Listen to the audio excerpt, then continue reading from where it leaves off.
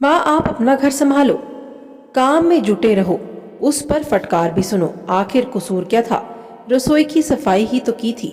चाय नाश्ता खाना घर की संभाल बच्चों की देख रेख में उसने जिंदगी गुजार दी, पर किसी को संतोष नहीं। बच्चों को लगता है कि माँ आधुनिक स्मार्ट नहीं है, जैसी औरों की मम्मी है। विनोद को तो अब नौकरी पेशे वाली औरतें अच्छी लगने लगी हैं, चार पैसे जो कमा कर लाती हैं। गृहस्थी संभाल लेने वाली तो इनकी नजरों में गंवार ही हैं। विनोद तो बाहर निकल गए थे, पर शीला ने बेमन से पूरा खाना बनाया। शुभा भी तब तक सहेली के घर से आ गई थी और शुभम कोचिंग से। दोनों को खाना खिलाकर वह अपने कमरे में आ गई। और दिन तो शीला काम पूरा करने के बाद टीवी देखती, अधबुना स्वेटर पूरा करती या कोई पत्रिका पढ़ती, पर आज कुछ भी करने का मन नहीं था।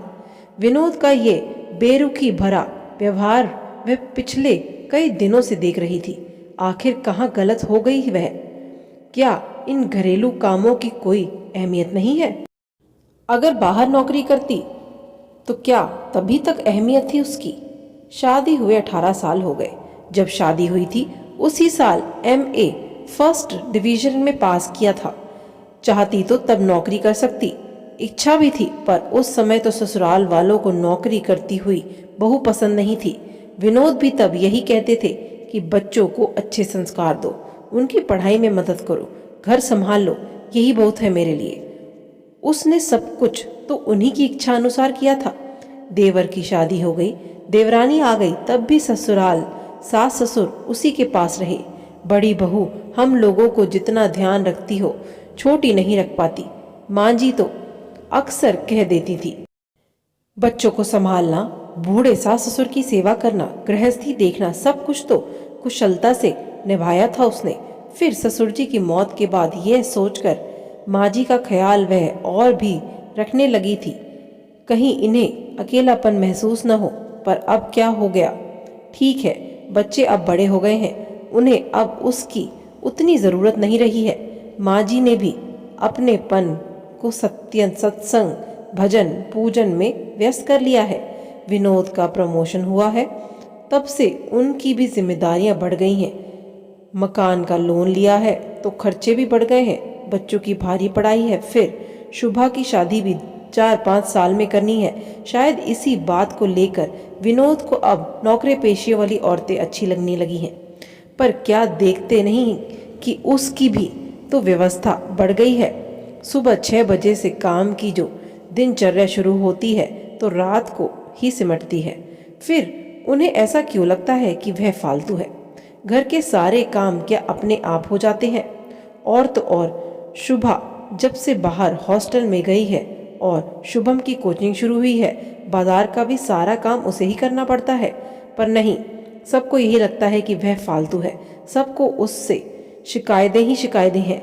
और तो और माँ जी पहले बार 10-15 दिन को देवर के पास गईं तो वह भी जाते समय कहने में नहीं चूकी, बहू तुम मेरी देखभाल करते करते थक जाती हो तो सोचा कि छोटी के पास कुछ दिन रह लूं। अनमनी सी शीला फिर बाहर बरामदे में पड़े मूड़े पर आकर बैठ गई थी। शुभा पास ही बैठी थी, सिर झुकाए डायरी में कुछ लिख रही थी। क्या कर रही हो? माँ अब दिसंबर खत्म हो रहा है ना, तो अपनी उपलब्धियां लिख रही हूँ इस जाते हुए साल की, और तय कर रही हूँ कि अगले साल मुझे क्या क्या करना है। नए संकल्प भी तो करूँगी ना। अच्छा, क्या उपलब्धियां रही माँ? विशेष उपलब्धियां तो इस वर्ष की यह रही कि मेरा मेडिकल में चयन हो गया। अब मैं संकल्प करूंगी कि मेरा करियर इतना ही अच्छा रहे, अच्छे नंबर आते रहे हर परीक्षा में। शुभा कुछ सोचते हुए बोली, मम्मा मैं अपनी ही नहीं शुभम की और पापा की भी उपलब्धियां लिखूंगी। देखो ना, शुभम को इस साल स्कूल में बेस्ट स्टूडेंट का अवार्ड मिला है और पापा का तो प्रमोशन हुआ है ना। शीला ने भी उत्सुक होकर शुभा की डायरी में झांका था तो वह बोली, मम्मा आप भी अपनी उपलब्धियां बताओ, मैं लिखूंगी। और आप अगले साल क्या करना चाहती हो? यह भी शीला का उत्साह फिर से ठंडा हो गया। क्या बताए, कुछ भी तो उपलब्धि नहीं है उसकी।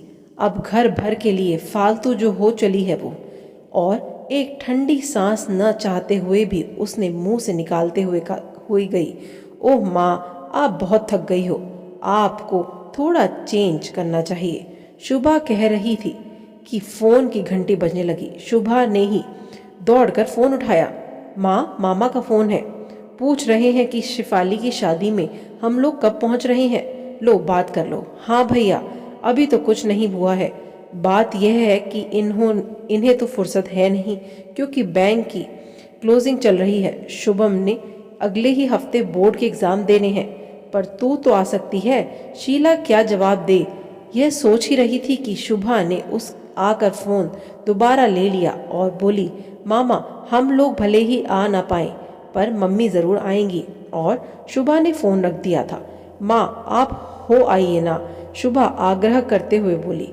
भोपाल है ही कितना दूर, एक रात का ही तो सफ़र है। आपका चेंज भी हो जाएगा और नाते रिश्तेदारियों से मुलाकात भी हो जाएगी। और फिर दोनों मौसियाँ भी तो आ रही हैं, फिर दोनों मौसियों से भी तो मिल लोगी। माँ, आप यहाँ की चिंता ना करो, मैं घर संभाल लूँगी। बस पापा और शुभम का ही तो खाना बनाना है।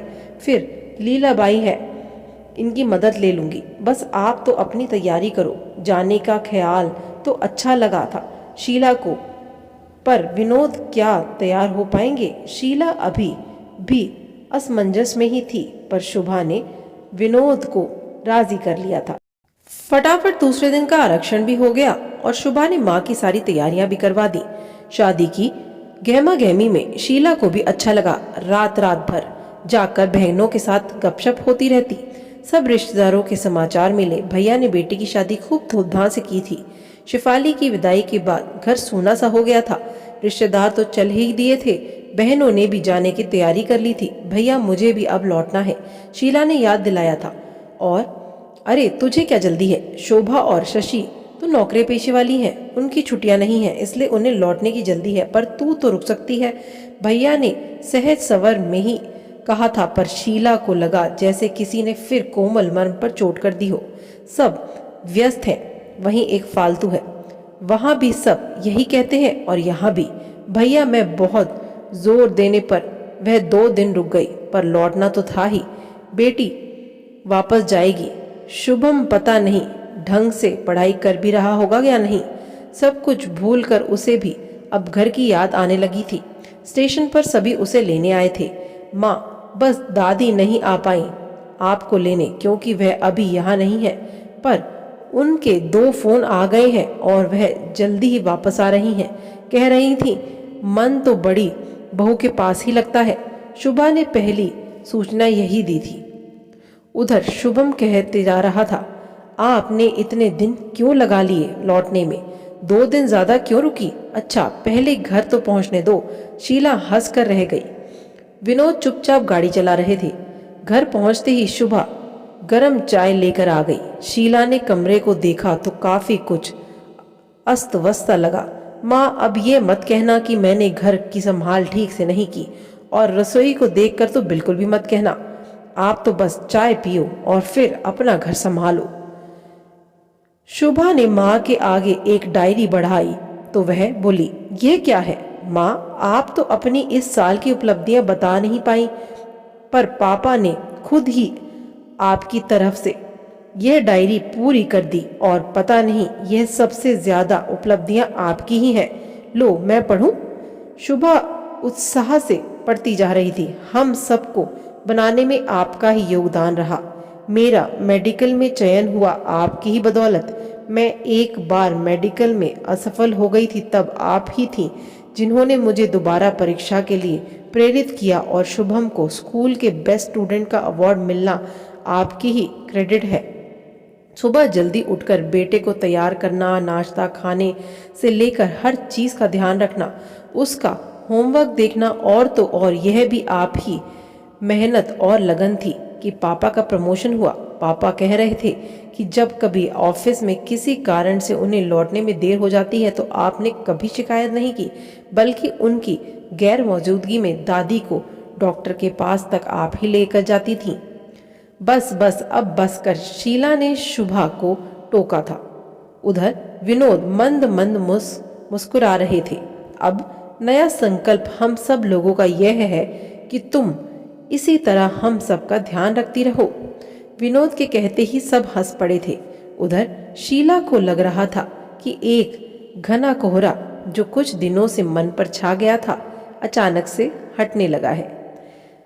दोस्तों, आशा करती हूँ आपको ये कहानी बहुत अच्छी लगी होगी और इसका जो एक स्पेशल मैसेज है वो ये है कि एक गृहिणी जो घर को बनाती है, जिसे हम हाउस वाइफ कहते हैं, उसकी जो नौकरी है वो बहुत बड़ी है, जिसकी कोई छुट्टी नहीं होती, कोई शनिवार कोई रविवार नहीं होता, कोई त्योहार पे छुट्टी नहीं होती। इसीलिए अगर गृहिणी खुश है तो घर में सब खुश हैं।